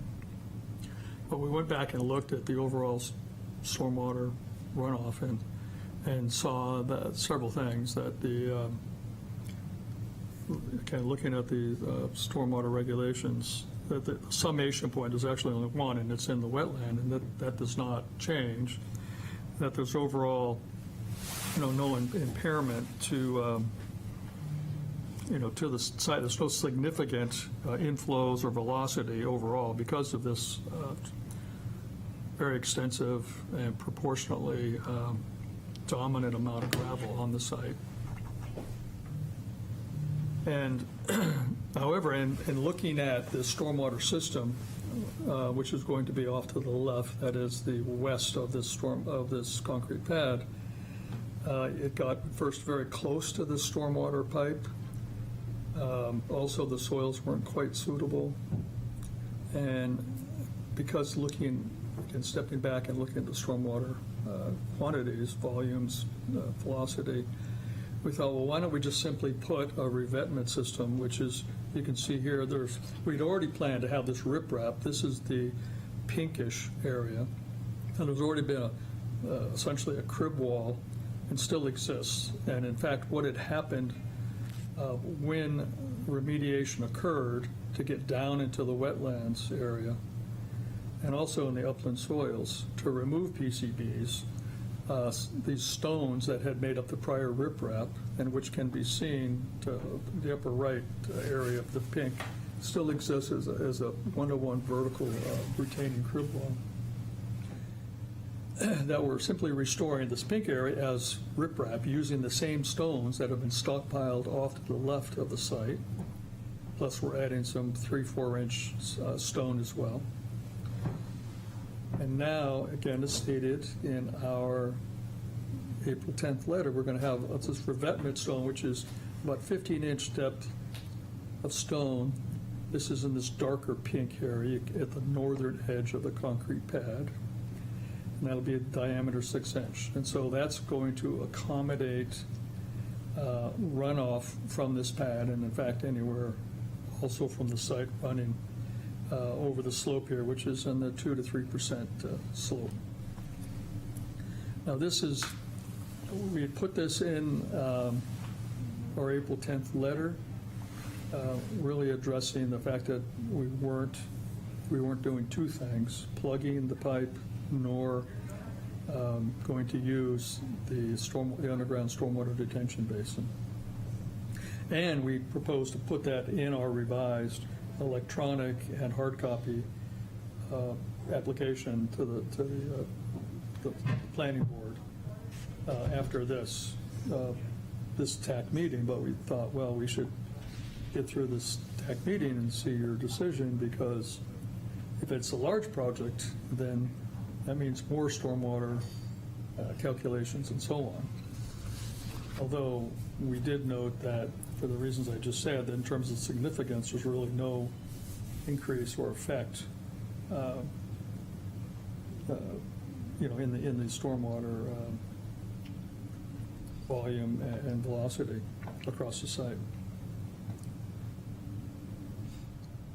So the site review regs apply to any project that's a commercial project in the city, and there is a small project exemption. So if you're doing a small, less than whatever number of square feet paving project or something like that, it can be exempt. But all this work would sort of apply to the site review application process, and we'd review it as part of that. So this is why I brought it to this group, because I feel like it's something that should be reviewed as part of site review. It might not be a massive review, but it's a complicated site with the remediation going on and the salt marsh restoration and the concrete cap. So I thought this group could get feedback, and you're going to the planning board for the conditional use permit as well. So I think, I'd just like to hear what the technical advisory committee had to say about it before I wasn't inclined to exempt it, because there was more work than just the concrete cap going on, and I didn't understand the stormwater. If you're covering up the stormwater pipe that's there, and that wasn't clear on the plan, and then you're putting a revetment in and stone along the shore, which, would be something we'd want to see and understand.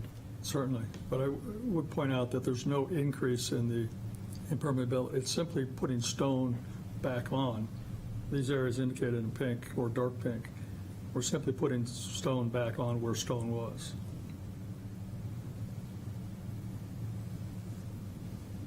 Right, I mean, to a point, you're regrading the site to make it flat so you can put a concrete pad on.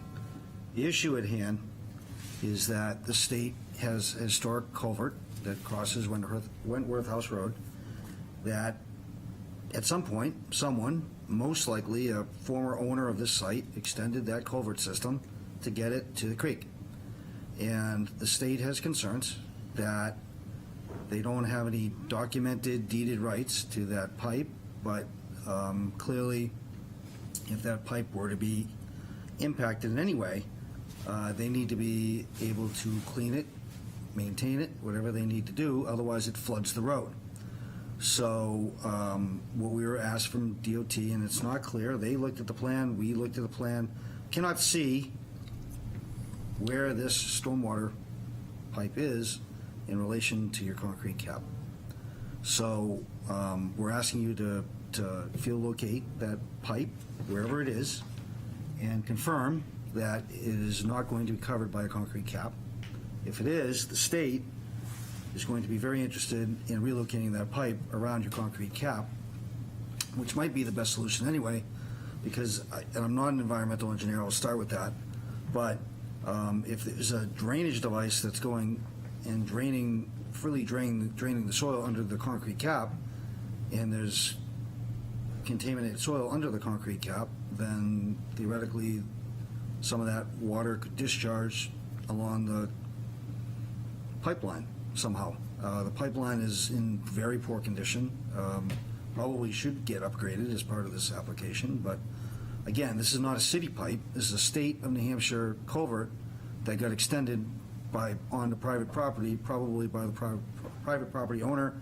We have no records of that, but it seems to follow a circuitous path across the site, which was likely where the stream channel was. So, and I have no proof for that, but that's generally looking at the layout of the pipe when the city tried to clean it, to open it back up, because it had been blocked. It's not a straight path. It follows some pathway that is nebulous at best.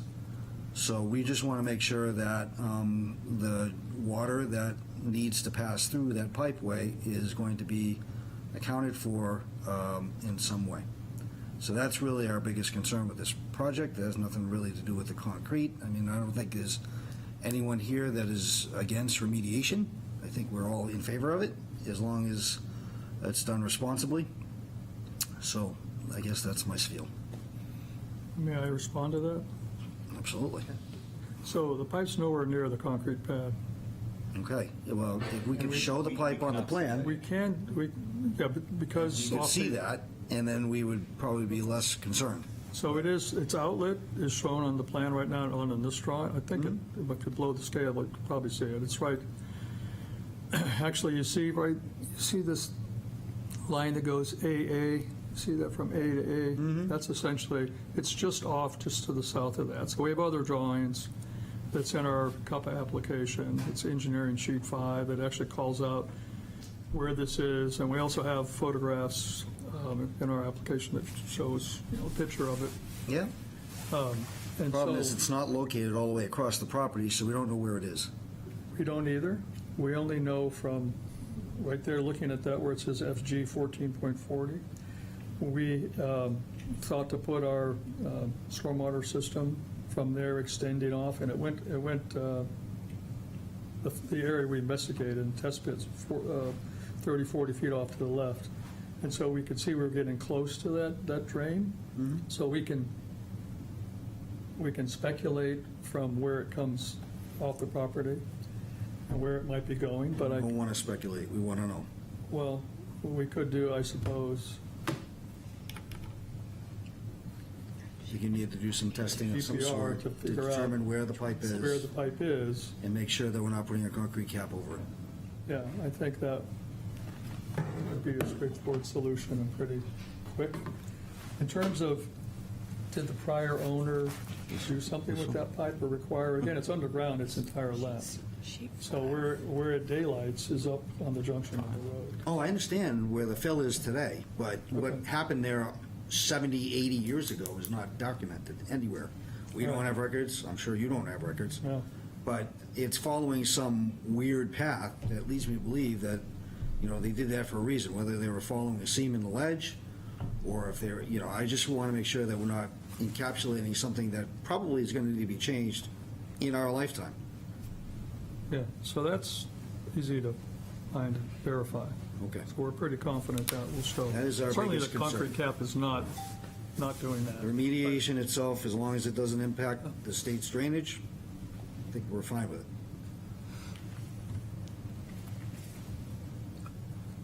So that sounds like a new action item, but in terms of our request for exemption, where would we be at with that? Well, I think that it's important that we get a recommendation to the planning board that is supported by this committee.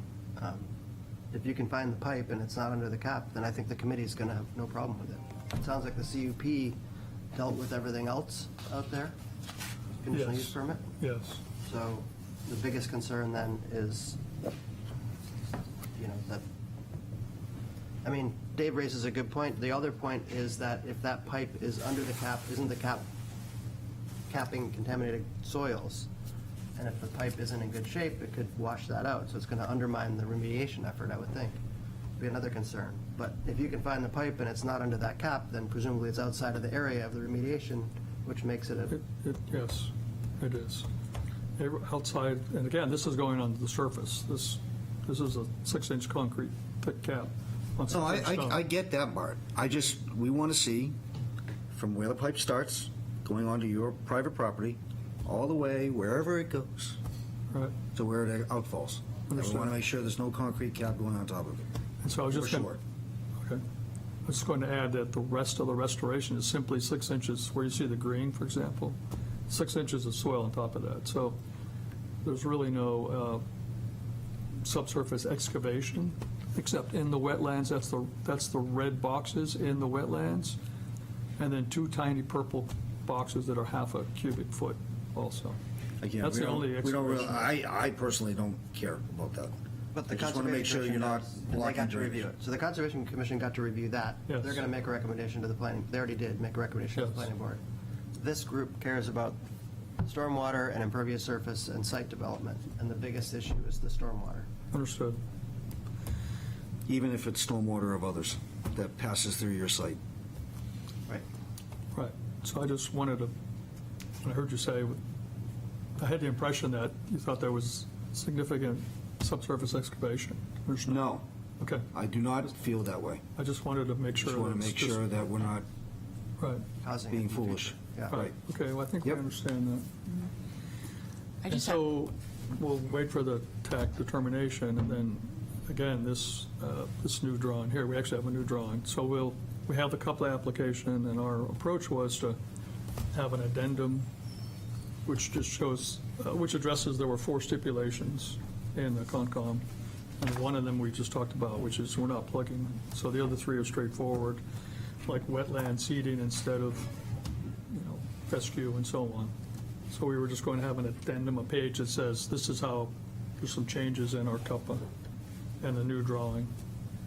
Yeah, so I was just going to mention, this new drawing, well, this is what was submitted to the Conservation Commission That was actually attached to the and the state the April permit. 10th letter. Okay, So and we- the most recent plan that you did upload that's at the very front of this packet shows more riprap coming off that northern edge of the concrete cap? That's right. That's Than what was previously proposed. So where's That's right. the stormwater treatment that's coming off that cap before it so goes that into the... revetment is addressing that stormwater treatment. How is it filtering the stormwater? It's not necessarily filtering, it's just controlling velocity and volume. Okay. But if there's going to be boats parked on the stormwater or on the concrete cap? There is boats, there's no maintenance activities. That's what we mentioned at the Okay. Concom meeting. So nothing really would be No salt polluting use. and flowing? Yeah. Just passive. Okay. And so, to conclude from our side, so we would just have this addendum showing where our couple changes. So we have this is drawing 5, so we have a revised drawing 5. And also we know there's a wetlands checklist since March. So we're going to fill that out. So, and our letter will state how things have changed since the Concom approval on March 13th.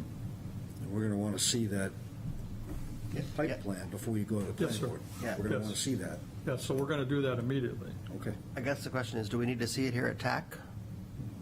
Depends what it says. Yeah, because I feel like we need to, you don't think you need to amend your conditional use permit application. That's going to planning board as it is. What you'd need to do is either follow up with a letter from TAC with a recommendation. So TAC, just like the Concom, makes recommendations to the planning board. And we want the planning board to understand the project. They understand that a wetland project came through, the Conservation Commission recommended it. TAC reviewed the stormwater, and they recommend approval of the stormwater because it's outside of the capped area, or you have to do whatever to fix it. So it makes sense to me just to come back to this group with the revised application showing the stormwater pipe, then we can make that recommendation to planning board. That's the easiest. Then you'll have your 2 recommendations and go to planning board with that. Once. One time. Yep. So we'd come before the TAC again, and then the recommendation of that, and then go Take to you the planning board. Yep. Okay. With the plan, just showing where the So pipe the- is. The remediation cap obviously has that purpose. The business use after the fact, after the cap is installed, is boat storage. It's just really allowing, it's already, not in that area, but all around it, it's got boat storage, and historically, that's what it was used for. And that's what it will be used for. Yes. Okay. It's just reuse as a waterfront, property. Mm-hmm. No, I just want to be clear what it's going to be used for.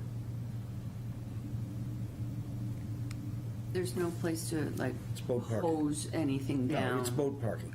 Yes, boat and trailer It's parking. not active use. It's going to be shrink wrap boats sitting there Right. in the wintertime. Yep. Yep, okay. We're good on that. Yeah. Okay, so I'm going to make a motion to table the application until we get the revised plan that shows the stormwater pipe. Yep. Makes sense. Second. All right, any further discussion? All in favor of that motion? Aye.